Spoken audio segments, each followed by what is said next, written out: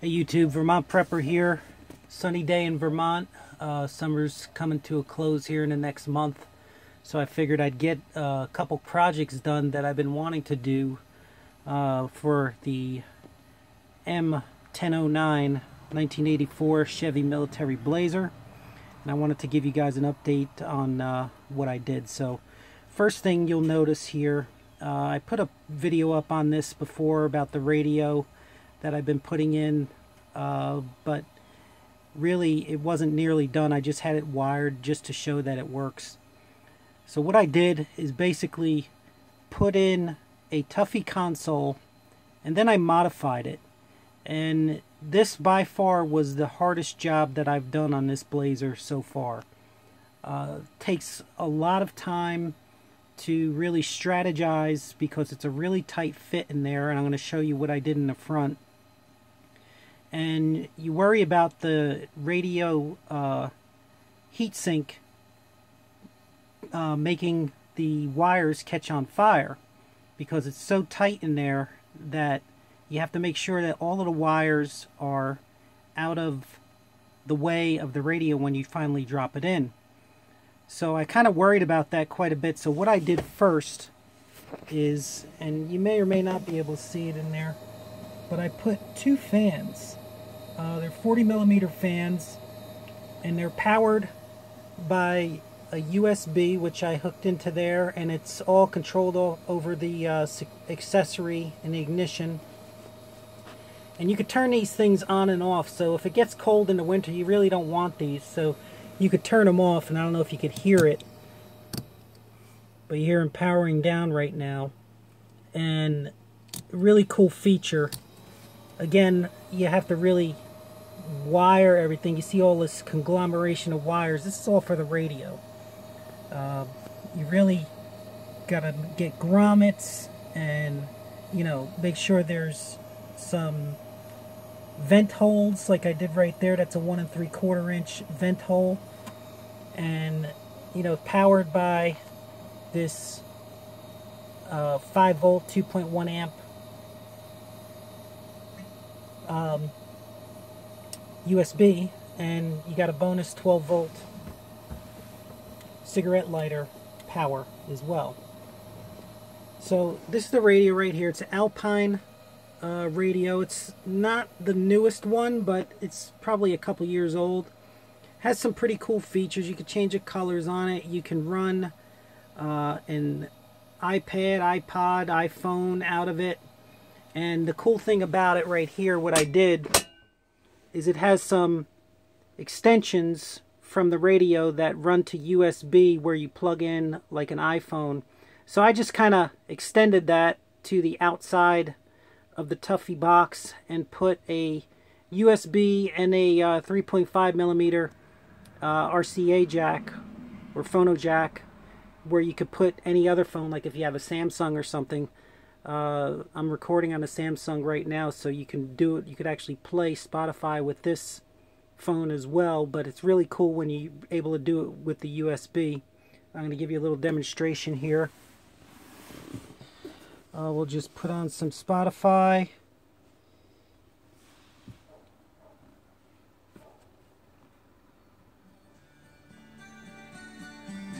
Alright, so right here you see Bose speakers in the back.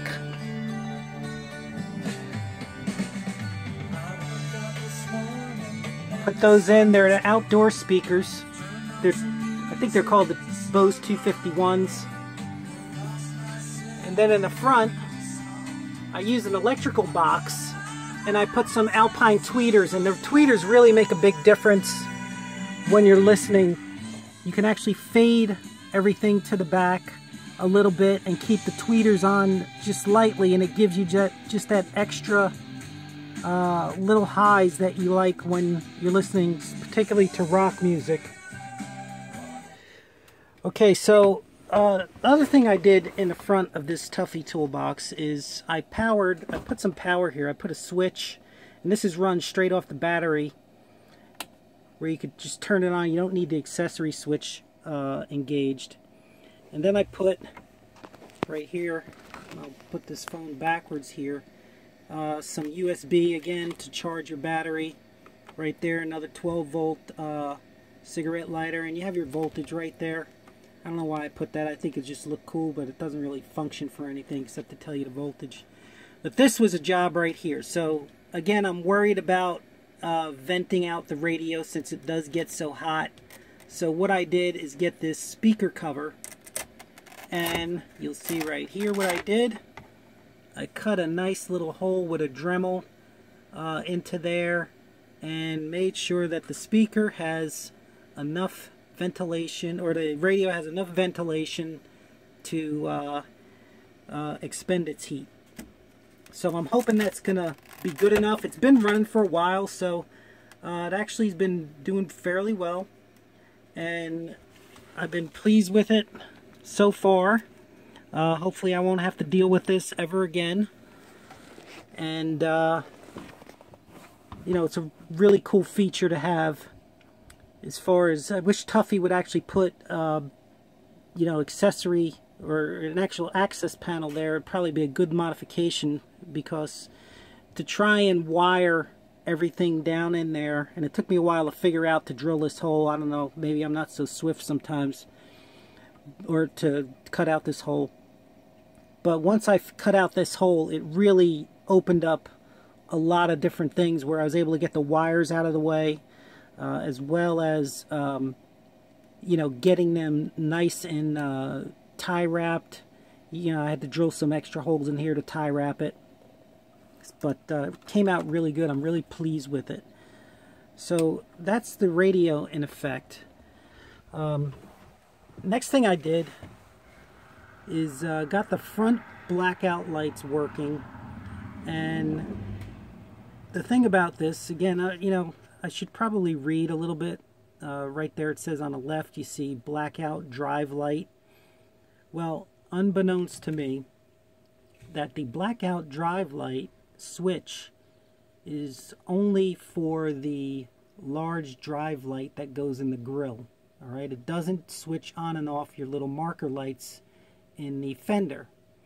And I spent the better part of a day trying to get the marker lights to work with the blackout drive light.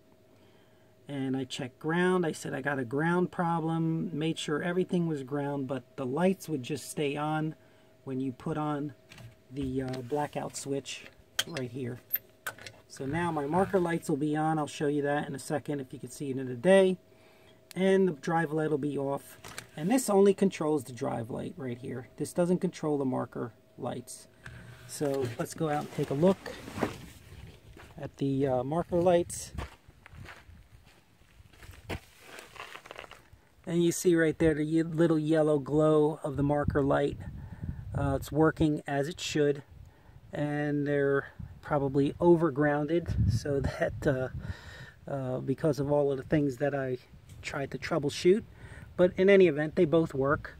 The other one is similar, and you'll notice that they're yellow, and I was reading the reason why they're yellow is the fact that it kind of simulates animal eyes when you shine a flashlight on them at night. And I think it works pretty good, because I tried it out, and you do see it. I mean, there's two on each side, but two little lights on each marker. And it does simulate it, you know, especially when you shine a light on it, and maybe I'll do a video showing that. But in any event, that's a long time coming. This truck did not have working blackout lights at all. And the Tuffy box right here really is a great addition to the vehicle. I don't know what I would do without it. You can put a whole bunch of things in there, and I have a couple more ideas for it. Next thing I did, you'll see right here, is have to get the key, sorry.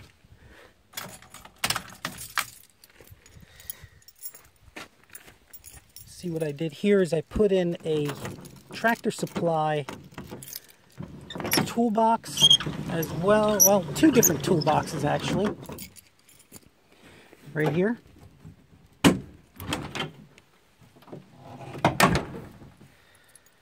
And this one I actually got on sale for from Tractor Supply. It's regular, like, I think it's 2 something. I got it for sale on 80 bucks. I think it was like kind of scratched up a little bit, but who cares?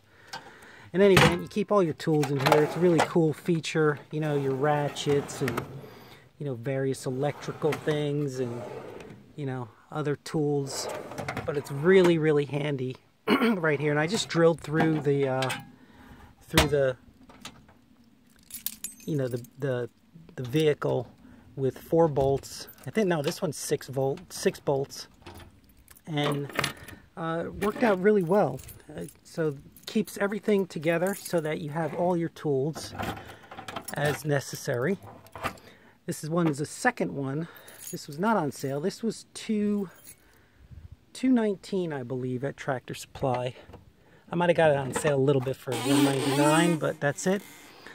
But this is pretty cool. I put, you know, this is my little box right here with some stuff in there. And you see back there, if you didn't know about these rapid, kind of strong Velcro, you can hang things from it. So you can hang, you know, tools or whatever from that.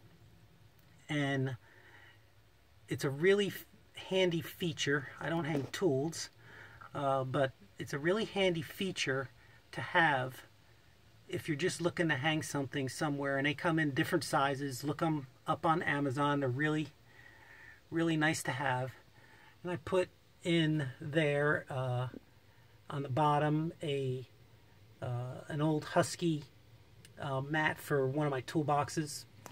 And I also did it on the back to protect anything that you're hanging with the rapids. Next thing I did, and I'll just kind of take this bag out so you can see it. This right here, and I have this on video if you subscribe or just take a look. It's a solar battery box that I built. And I have it strapped down here. I made like little holding straps from a belt right here. And I strapped it down with a, you know, just a regular cargo strap.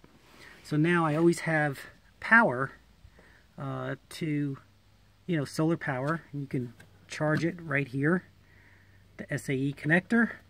And again, I got 2 USB ports right there, the cigarette lighter right there, and you know, you have your voltmeter there and your switch. So you don't even need to take this thing out. You can just leave it right here and it can charge automatically with your solar power. Put a fire extinguisher in there. I made a 24 volt military slave cable so that you can, if you're ever stuck and there only happens to be other army vehicles or military vehicles around, you can actually jump yourself with this particular cable set.